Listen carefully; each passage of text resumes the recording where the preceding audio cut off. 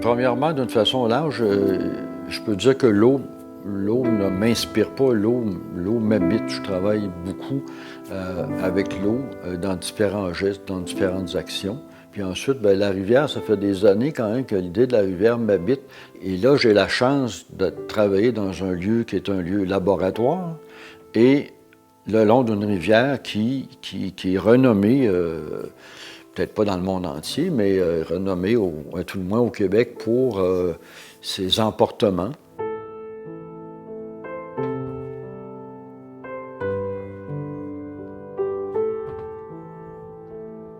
C'est toujours la rivière qui est la source de non seulement l'inspiration, c'est pas seulement la métaphore du courant, et c'est vraiment l'objet principal de l'exposition, c'est la rivière qui est composée surtout d'éléments de bois qui sont assemblés de façon à suggérer un courant.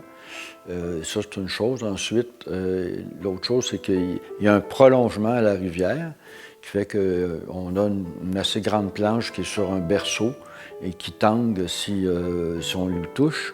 Puis, il y a l'autre partie plus à gauche, c'est l'espace expérimental où je vais monter une construction atypique. Donc, c'est une sculpture temporaire, un peu improvisée, mais c'est vraiment une table à dessin que je vais construire pour faire une performance en dessin.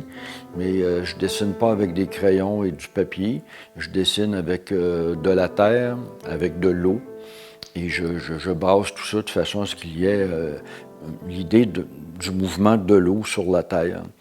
Et l'autre élément qui complète tout ça, c'est un théâtre d'ombre. C'est un long dessin fait de petits objets qui, d'une certaine manière éclairés, créent un théâtre d'ombre. Et dans ce théâtre, il y a à tout le moins une tige qui est mobile.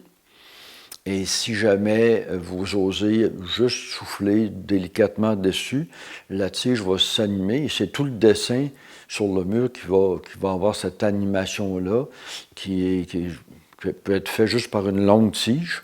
Mais encore là, on est dans l'idée qu'il y a un courant qui part, il y a un équilibre, il y a du mouvement et ça rejoint toujours l'idée de la rivière.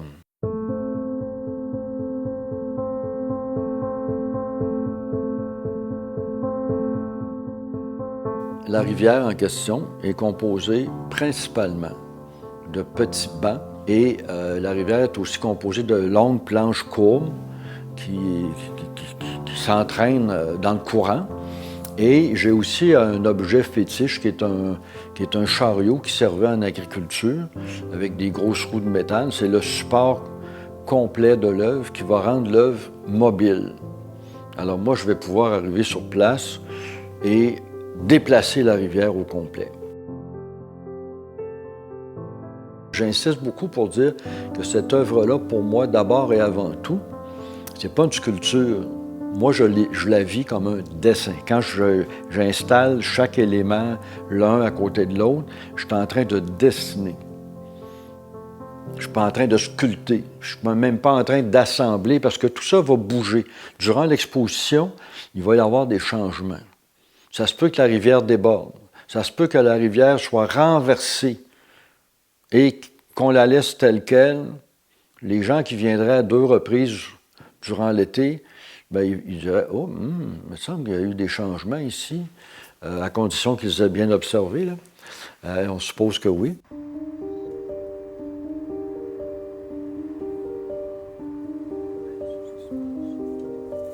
Le visiteur qui vient pour voir une exposition qui est annoncée comme une installation, qui s'attend peut-être à voir des sculptures, des tableaux, des gravures, et tout à coup qui se retrouve devant un grand courant qui traverse le lieu au complet.